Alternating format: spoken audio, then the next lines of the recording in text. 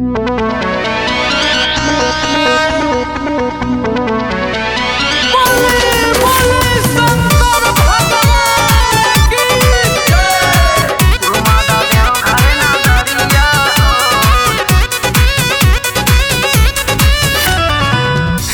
में बरसात सावन महीना, रहल ना जाता हमके भोला के बिना।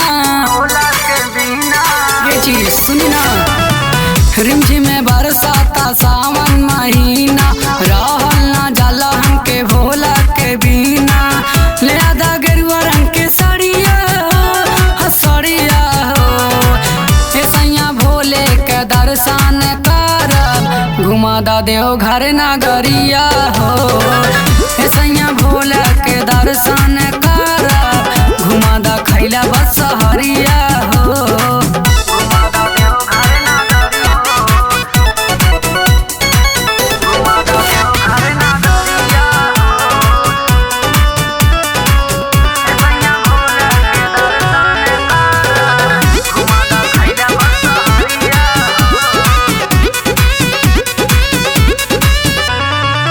बलवा में जाएंगे जलवा चढ़ाएंगे, सावन महीना निकला गेला पावन, हम नाचेंगे गाएंगे भोले का भजन बजाएंगे। भोले का भजन बजाएंगे।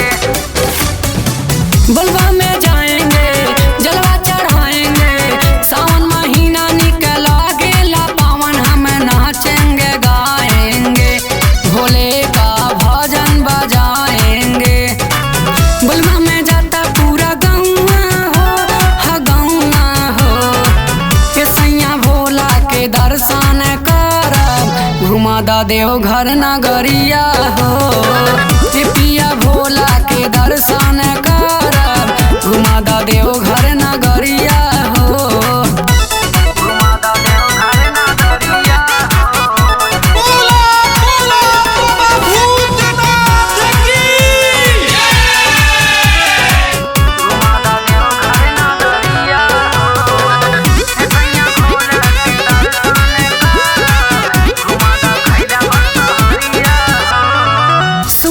जान हो हमर बलाम हो, पड़े मुसीबत किसी पे तो भोला जी कष्ट मिटाते हैं, भक्त जो दर पे जाते हैं।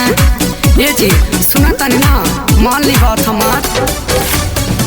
सुना सा जान हो हमर बलाम हो, पड़े मुसीबत किसी पे तो भोला जी कष्ट मिटाते हैं, भक्त जो दर पे जाते हैं। लीला सब भोला भोला न हुआ हो, हाँ न हुआ हो, ऐसा भोले के दर्शन कर घुमा दा देव घर नगरिया हो। ऐसा भोला